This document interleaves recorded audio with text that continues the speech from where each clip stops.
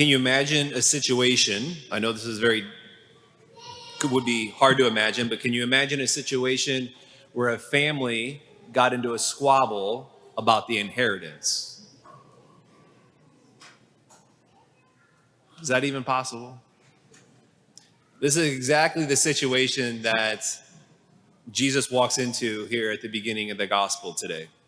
Someone's trying to pull him in on this family inheritance battle, but Jesus doesn't take the bait. Rather, he gives this parable that we just heard about this rich man who, on the surface, looks to be doing everything right, but God ultimately calls him a fool. So, what makes a fool? And then, secondly, how not to build the wrong barn. First, what makes a fool? The Bible addresses foolishness over 100 times throughout all the scriptures.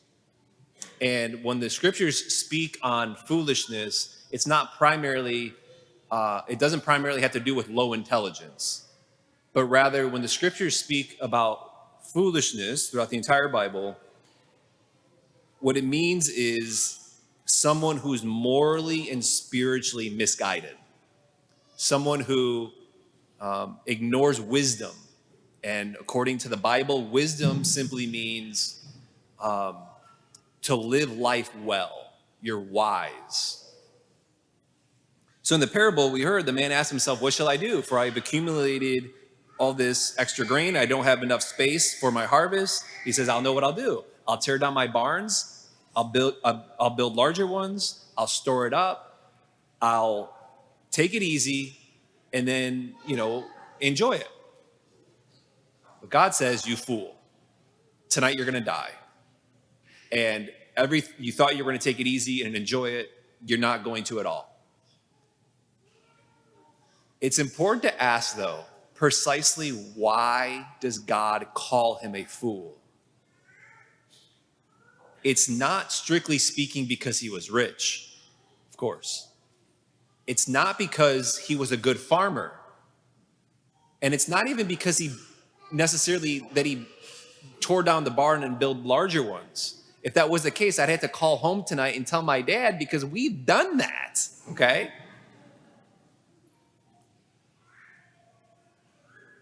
The answer lies in this last verse. Verse 21 sums it all up. Thus it will be for all who store up treasure for themselves, but are not rich in what matters to God. This man prioritized and valued earthly things that pass away, possessions, success, comfort. He prioritized them, was more concerned about earthly things, these things that pass away, more than the things that matter to God. This is by definition foolish. And here's what's interesting. This man did not think he was being a fool. His neighbors probably looked across the way and did not think to themselves, what a fool.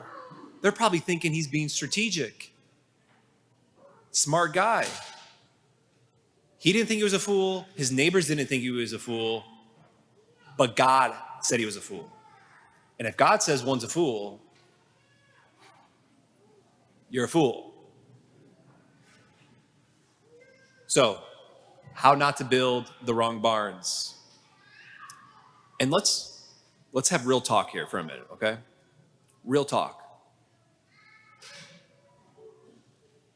It can be really, really difficult not to build the wrong barns here in the western suburbs. It can be really difficult to not have your life be about possessions, to get more, to want. The Lord says to be guarded, not to have your life to be about greed. Greed in the classical sense is not just about wealth, but the desire to accumulate more and more and more. It is so easy here, so easy to pour your life into your career. Nobody would call you a fool for doing it.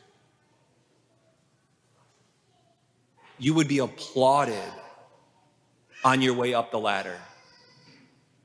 Again, the success in climbing up the ladder is not the problem. It's when it's valued or that it comes at the expense of what matters to God, comes at the expense of my soul, comes at the expense of my family soul. Thomas Merton on this front, he said, people may spend their whole lives climbing the ladder of success only to find once they reach the top, the ladder is leaning against the wrong wall.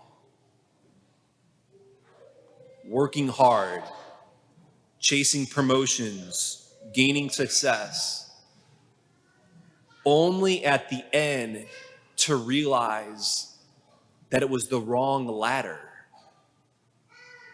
that you built your life on things that pass away. This is foolish, God says. It's foolish, but it's incredibly easy to do. A couple of weeks ago, Scotty Scheffler, he's 29 years old, he's undoubtedly the best golfer in the world right now. He's probably been the best golfer for the last year and a half in the world. Right before the British Open in a press conference, he said this: I feel like you work your whole life to celebrate winning a tournament for like a few minutes. It only lasts a few minutes. That kind of euphoric feeling. I literally worked my entire life to become good at golf. And then you win, celebrate, get to hug my family. It's such an amazing moment. And then it's like, okay, now what are we going to eat for dinner? Life goes on. This is exactly the point of the first reading from the book of Ecclesiastes. Vanities, oh vanities. Just things that pass away. It's a puff of smoke. There it is, and then it's gone.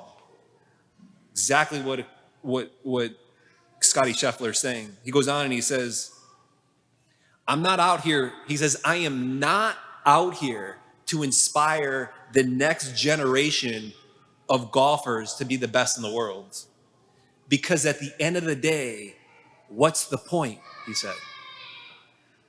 This is not a fulfilling life from the sense of like the deepest places of your heart.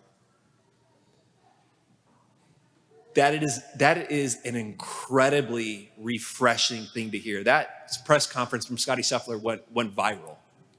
I think because it taps on, especially in our culture that tends to put sports as an idol and worship sports. You know, Tom Brady, I saw just like a couple of days ago, he saw Scotty Scheffler's press conference and Tom Brady critiqued it. Tom Brady, best quarterback probably of all time, 6 Super Bowls, maybe 7 Super Bowls. But I remember when I was reading his critique of Scotty Scheffler, you can read the critique, but I remember the documentary made on Tom Brady at the end of his career. I think it was right before his last Super Bowl. Tom Brady said, what are you willing to give up to be the best you can be? You only have so much time and energy. The clock ticks on all of us. If you're going to compete against me, he said, you better be willing to give up your life because I'm giving up mine. I remember hearing that and I just winced. And I was like, oh, I hope not. I hope not.